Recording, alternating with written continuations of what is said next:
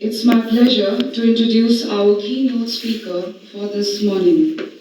Dr. Arvind Virmani, member NITI Aayog, is a macroeconomist who has bridged the gap between academics, think tanks, and policymakers through research-based policy advice and policy-oriented research.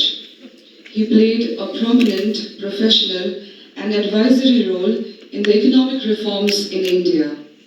He has held various important positions, including the Chief Economic Advisor, Ministry of Finance, Principal Advisor, Planning Commission, Executive Director, IMF, Director and Chief Executive of eCreer, Member of Technical Advisory Committee on Monetary Policy, RBI.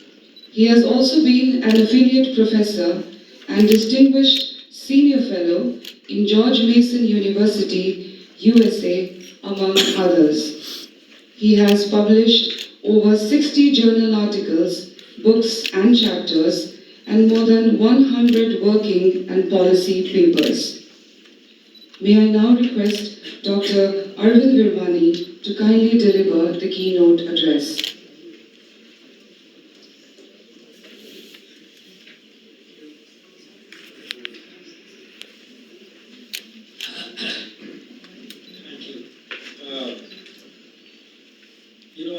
I tend to speak too much, so I try to start quickly and dispense with formalities. But let me start by saying, Chairman, members of CCI, and participants, happy to be here.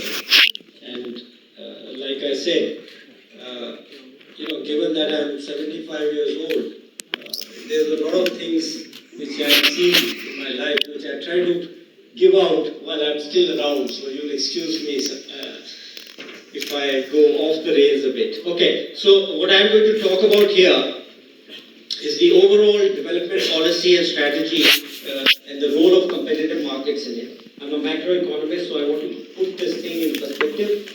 And I find that, when I talk to, for example, yesterday I was at an NGO, which is a women's NGO, which does health. And what I try to do is give them a little higher perspective, which I find is useful, So it may not be directly relevant to your work, but I think it's useful for you to get up a little bit and see the picture from the top. So I will talk about the development policy and strategy, and then two things which are related to what you have to do, which is the open economy implications in goods and services. Of course, we'll talk a lot about digital later. And then say a little bit of the economics of digital economy, but emphasizing things which I think are important, as against what you will read generally in the press. And of course, they are important for different reasons. So the broad model which we call, if those of you are interested, there's a policy paper and a working paper in NITI, which we call the Bharatiya model of inclusive development. So why these words? So basically it has three elements. What I call the index market economy, and that's the part which I'll emphasize here because it's, I think, relevant to your work. Antodaya empowerment and a holistic approach to, pragmatic approach to things which are complicated, like climate economy, macroeconomics and growth. They're very complicated things. So one has to have a holistic perspective and pragmatic. The Antodaya empowerment, I'm just telling you what it is because I'm not going to speak much about it. It's really about the strength and diversity of India. So unlike in many other countries, we have to worry about every group in society. We can't have a general policy and ignore certain groups in the economy, and that's because of our history. Now, my focus of talk today is what I call the index market economy. Now, you might say, why are you using the word index? And I use it to distinguish it from the way the US market economy functions and the European one. So, in some sense, if you go at the history, the US has had much more faith in the market and less in the need for regulations. Europe is somewhere in between. They do believe in regulation based on economics and other things. But what is special about the Indian economy is that we focus a lot more on information and other things. I'll say a little bit about that because that is the key important thing. So understanding the strengths and weaknesses of both government and private sector, that's something which has evolved over time because we started with a very socialist orientation and it recognizes that these are dynamic over time and place. Things change, so we have to evolve. So we are very focused on reality rather than a theory and I think the chairman also referred to that. You have to understand what is actually happening on the ground. You do have to know the theory, you have to have the empirical, but then the bottom line is understanding what is actually going on and then tries to build on the strength of each. So, let's see, yeah.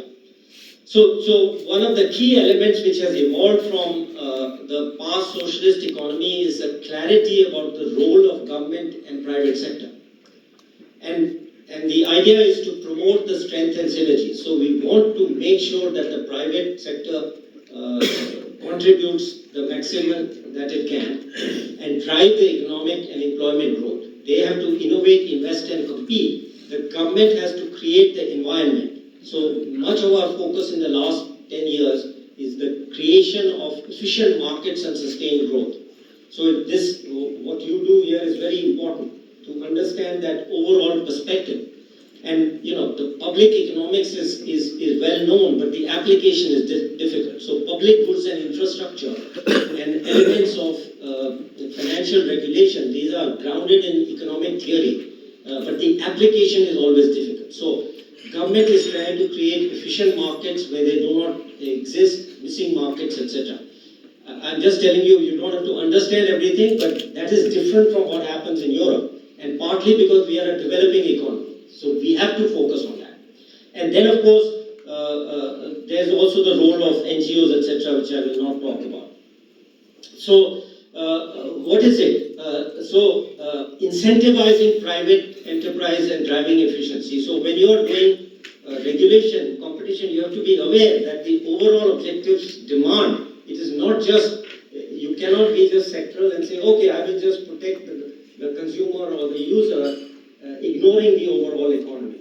So, because growth is very important. So, so what we have been doing is to decontrol, bureaucratize the domestic economy, and part of this has to do with tradable goods and services. So, the competition partly comes from competition from outside. So, this is something I will say a little bit more on because it's relevant to your work. There are also, of course, non-tradable goods and services like infrastructure where what we have tried to do is unbundle the processes. So think of electricity. So one of the things we have done is to unbundle transmission, distribution and generation and then try to bring in the private sector wherever it is efficient and viable to do so.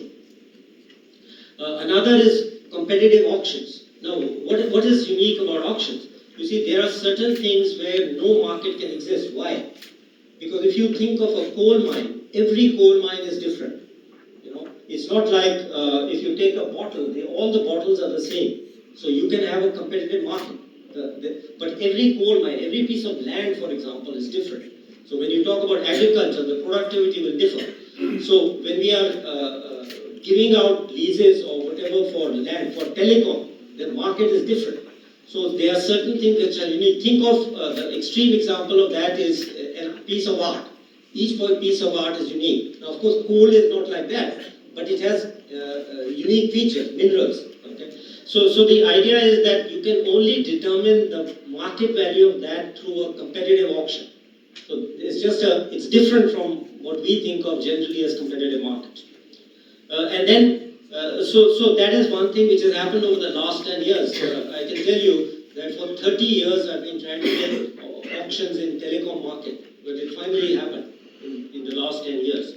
And then regulation of potential markets, of course, there is the traditional one, but as your chairman said, there are lots of new things happening which we have to integrate constantly.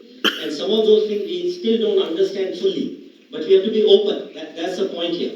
So regulate potential monopoly, that is inherent part of what I call the Indian market economy. So CCI has a very important role. And we are familiar with network externalities in telecom and digital economy. I was a member of the Telecom Regulatory Authority when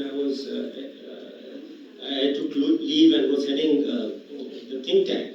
But many other things are still not very well known and are evolving. So what is it? Competitive markets incentivize and discipline. So we have to find this balance that they have the right incentives and also to make sure they don't do wrong things. But the idea is to drive efficiency through competition. Competition is not a objective in itself. It is to drive growth and efficiency. That is why this overall view.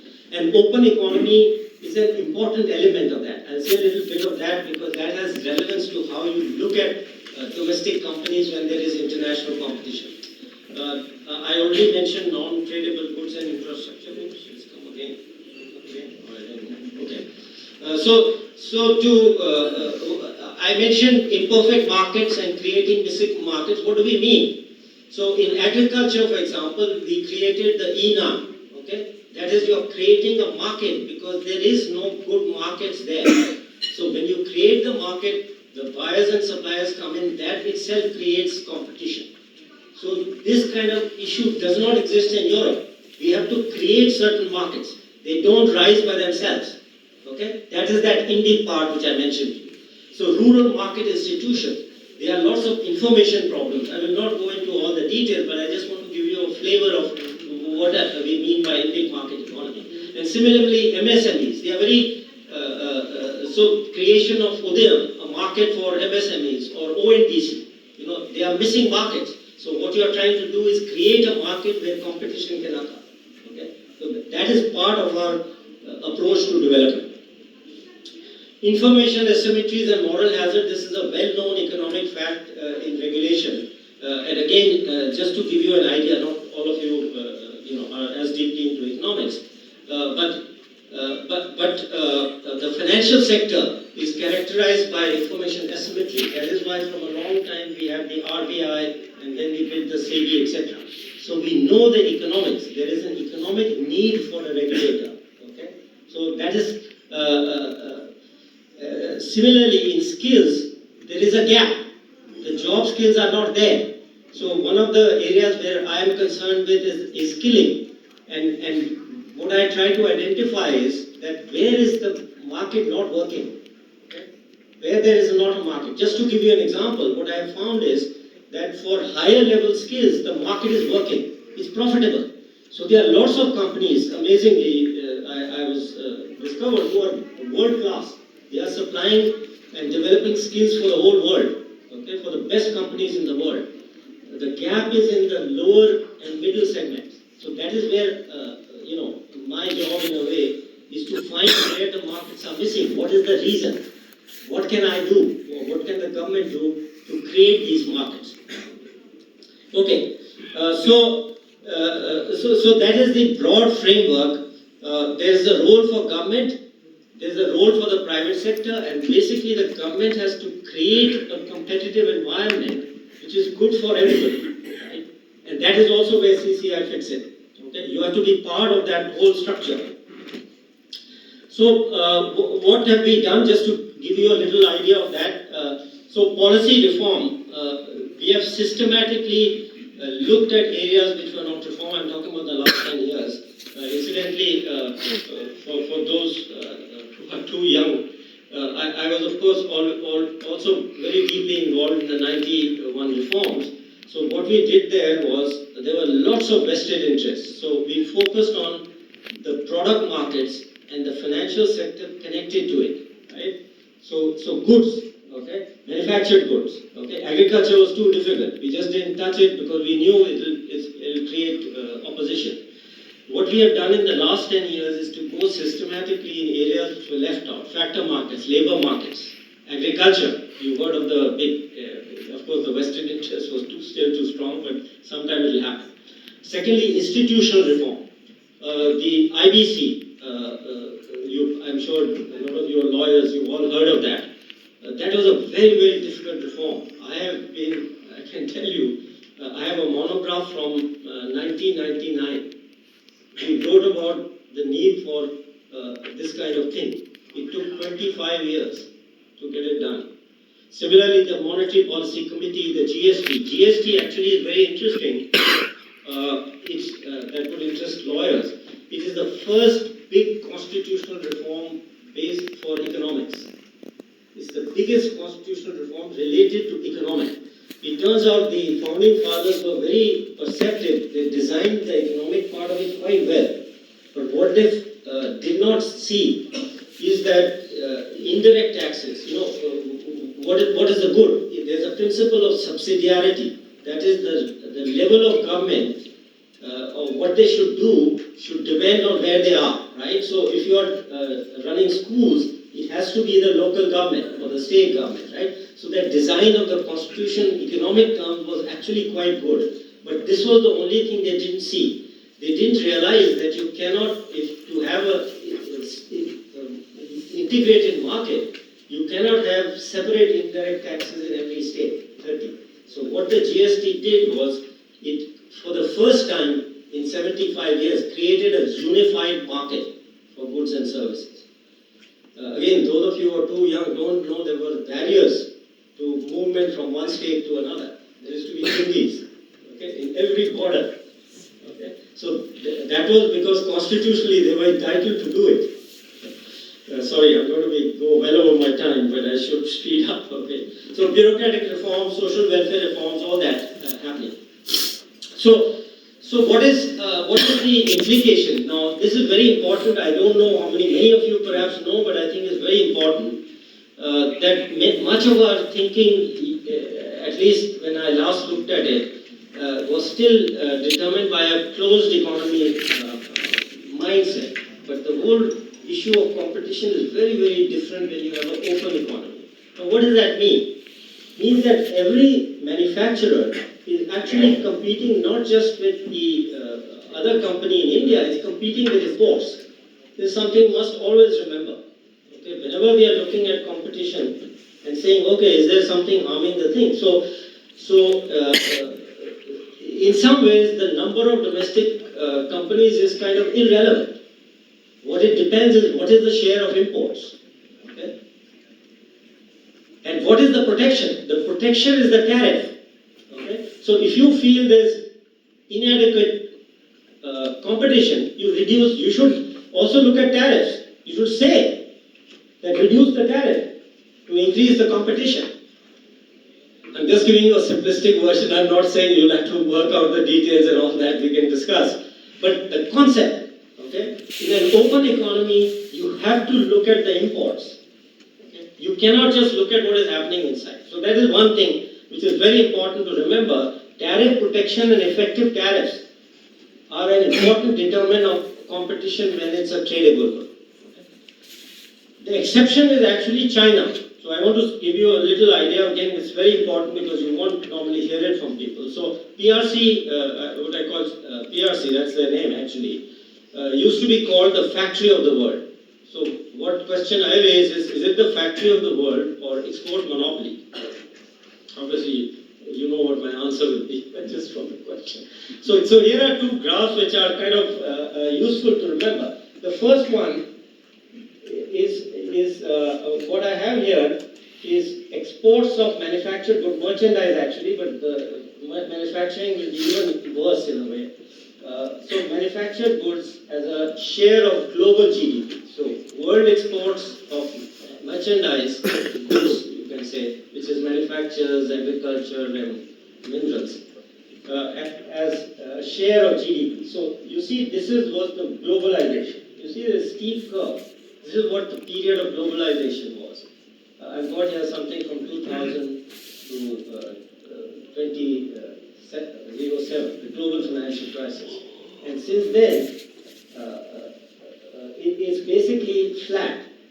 This is the deglobalization. In manufacturing, it's even sharper actually.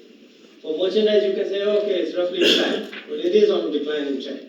So you're having trade in manufacturers is growing slower than world GDP, But on the right side, you have China. This is the share of China in, again, the same, merchandise exports. And you see at the global financial crisis times, they overtook the two largest exporters in the world, USA and Germany.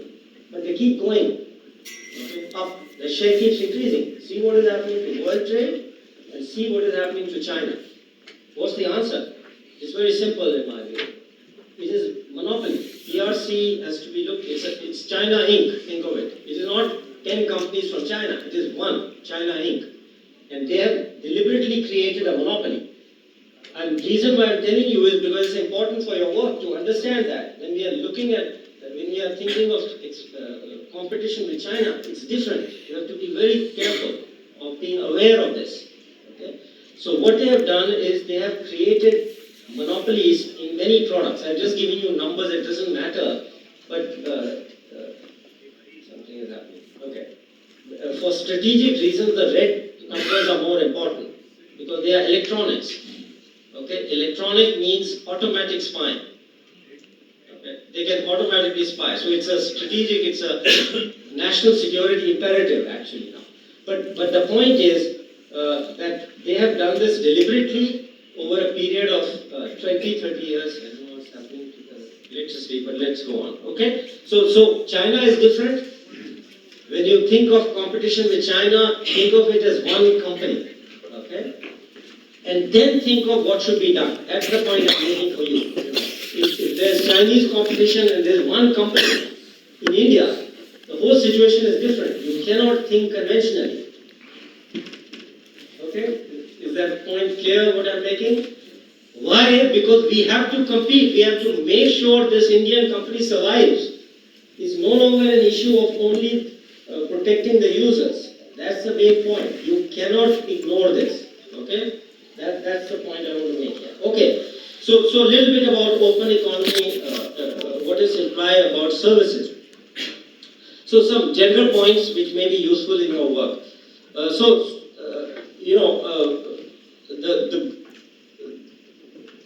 There are, of course, you're all aware about global digital monopolies, right? Google, etc., etc. They have become such strong. We will discuss that more, etc.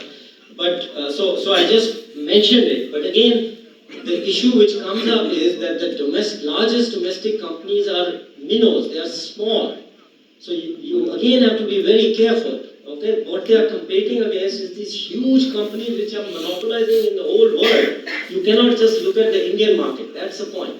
So when you are looking at competition, you don't look just at one or two companies which have 10, 5% and say, oh, they are collaborating with each other and they are harming the consumer. I'm not saying that sometimes that's not possible, but you must think of the large companies from outside. That's the point, okay? So you can't forget that. So e-commerce. Well, when e-commerce involves manufacturers, I do not understand what their hand waving is. So in my view, all manufacturers, if we have a tariff, it should apply to all manufacturers, whether it's coming through e-ways or whatever, e-commerce. So the economics to me is very clear. The rest is politics. Okay? So whether it's coming through conventional ways or it's coming through e-commerce, it's a manufacturer. I have to apply tariffs, I have to apply GST. That's the law. Okay? That's the rule. There's nothing wrong with it.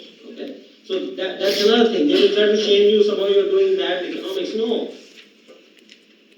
Exemption was something which we did deliberately, or they did. Okay? It's nothing natural. It's not justified by economics. Okay? It's a policy choice. E-commerce, DP, you all heard of ONDC. Again, that is partly that is designed to, and these are things which have not come. I mean, I have argued these in FTAs and etc. It didn't just happen. This is the evolving concept. So the fact that they have established global monopolies made it necessary for us to create this ONDC, okay? And so that MSMEs can operate at the same level. So that is a deliberate part of the policy which I outlined to you earlier. Okay? Services state. I already mentioned, if we have a goods and services tax on all services. So whether it comes from outside or inside, the economics is clear. Then we get into politics, okay? But your job is the economics. You must be clear, okay? Anything else is a policy. It may be a strategic thing, it may be a geopolitical goal. That's a separate issue. But the economics is very clear, you know. If services are being taxed in India, whether they come from India or abroad should not matter, okay? That's the economics. Tariffs and income taxes I mentioned is a different thing. Services have never been tariffed, okay? So there is no distinction between the service provided here or outside. So I'm just telling you the economics. There will be politics. Similarly, income tax is not applied. Okay. So if you produce something here, you have to pay income tax, whether it's a service or a good. If you produce it outside, income tax is paid to that country's authorities. That's a general principle which is grounded in sound economics. Okay. So when we try to tax income outside, there is a difficulty. That's all I want to mention. Okay. So, last point here, and I don't have time to go into that, but this is one of the big changes which is going to happen in the next 20, 30 years. You know, business services you're aware of, right? India is doing well.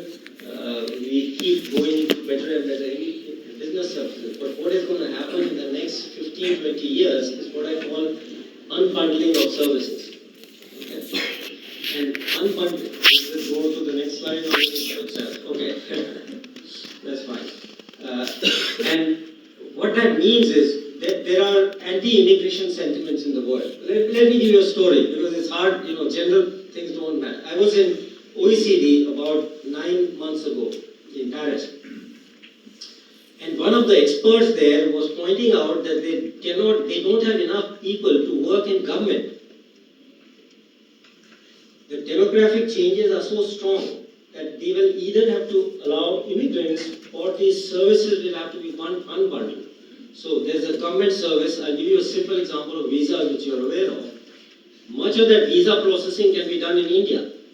So it's a government service. They'll have to unbundle and certain parts will remain in Europe because they cannot find the people. Okay, so unbundling of government services, health services, education, everything else. Business has been happening. Everybody knows about business. But it's going to happen in every area of services. This is just an interesting fact which may be of use to you. So the way I look at it, we look at it is skill for India, skill for the world. I mentioned the commercial services unbundling. What is going to happen is the hybridization. India is going to lead. So this combination. Some things will be online, some things have to be physical. Hybrid systems. Demographic decline, I briefly mentioned. I do have a little bit of time. Okay. So demographic decline and anti-immigrant sentiment. Okay, I've already mentioned these. So what the pandemic did was, it made it kind of acceptable, this work from home. So from my perspective, this consciousness and acceptance is going to contribute a lot. So work from any home then led to the acceptance of work from anywhere. I'm sure you've heard of stories from people in UK are going to Portugal, nice warm place, and working from there. Work from anywhere. But that benefits us from the same reason. If this unbundling of services occurs, then we can do it, and we will, because of the demographic changes. So the world working age population, the developed countries, is going down as a share of the world. India is the only country which is increasing. Okay? So this is a huge opportunity for the future. Okay, just my last point on digital economy. So digital and hybrid economy is going to be a big driver. I do the growth. I'm the growth person. I have to look at what is going to drive growth in the future. So one of the things is going to be the digital economy. And we have been using digital instruments for empowerment. So platforms, portals, programs. I can give you many examples. Seem to have time. How much time? Yeah. Okay. So I go over. So let me give you because there's time. So let me say this and give you an amazing program which I've come across in the last 15 months. So use digital and hybrid systems to reduce the inequality the male, female, the rural, urban, rich, poor, well and poorly educated. So these will be hybrid systems. Let me give you that example then. There is a program called Diksha, which was initiated by government, made by an NGO.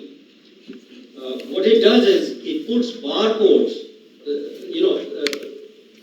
schools have curriculum, they have government books, right? Each year has a certain set of books.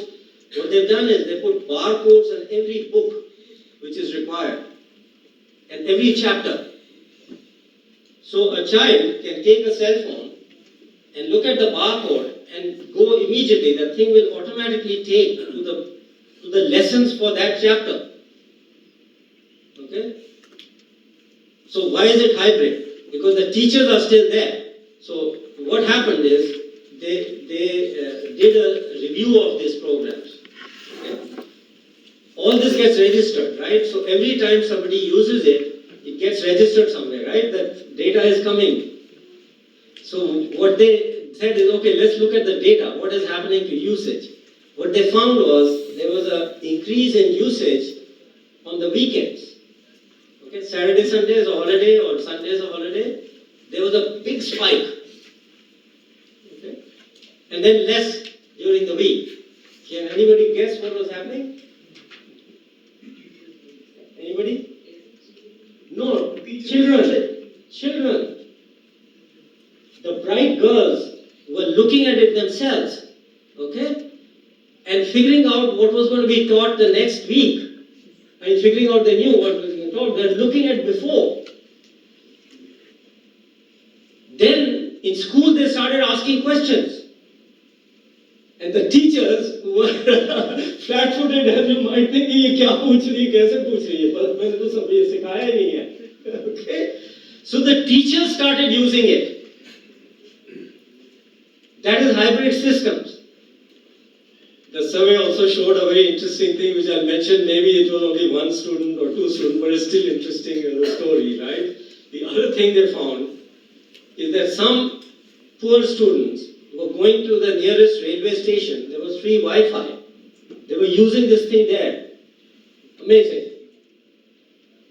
Maybe there are only 5 of them, but the point is the possibilities. Amazing possibilities, right? Okay.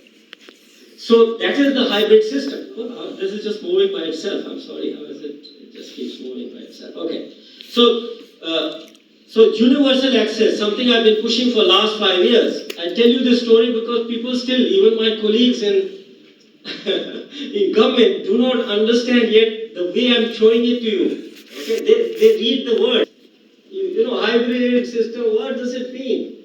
You need the story, okay, to understand. I mean, frankly, I'm telling you from my heart, I was amazed. I had no clue about this when I joined government. Okay. So I want to get you, so it's very important to get universal access. They are not realizing. Okay. Every village in this country, every primary health school center must have access, must have a telecom. Maybe you will promote it, okay? That's why I'm telling you, because it's so important. Quality of education and health, okay, this is my last point, it's very important. When you talk about AI, you talk about all kinds of things. For 10 years, I have thought of AI as what I call expert systems. Okay, what is an expert system? Let me give you another story so you understand. There was a survey 10 or 15 years ago of, they selected some states, I don't want to name because it was very negative, right? But it's probably true all over the country. They surveyed 3 states, okay? The rural health system. They found that 90% of the service was provided by quacks. They had a name for it, but I won't tell you that name because it's kind of ethnic or whatever. So in that state, no, not my word, but they had used some word for the quacks.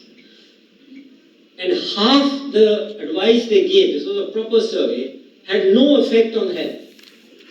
No. And half of it was harmful. Okay? So since then I've been thinking, if we can have expert systems are well developed now.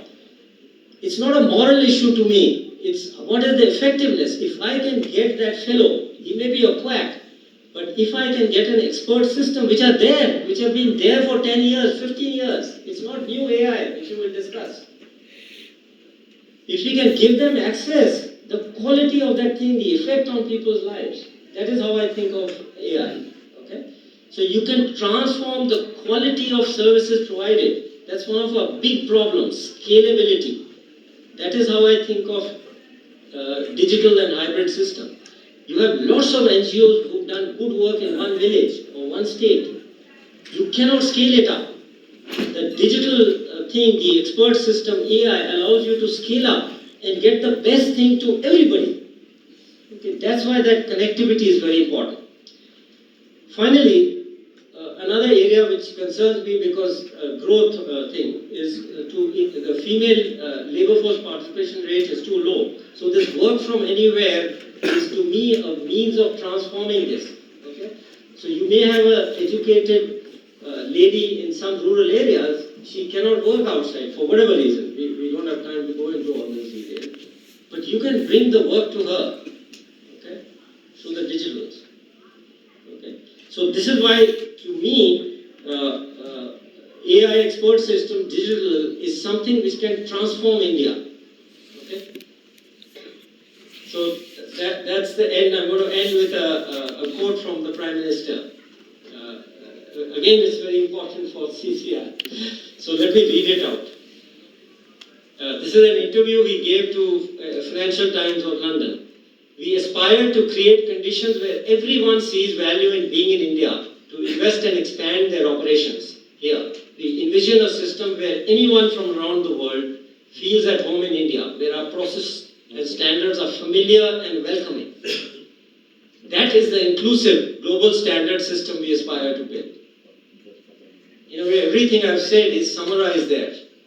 Our job is not just to control, it is to make sure this happens. Why? Because that is going to drive growth, employment, everything. Thank you.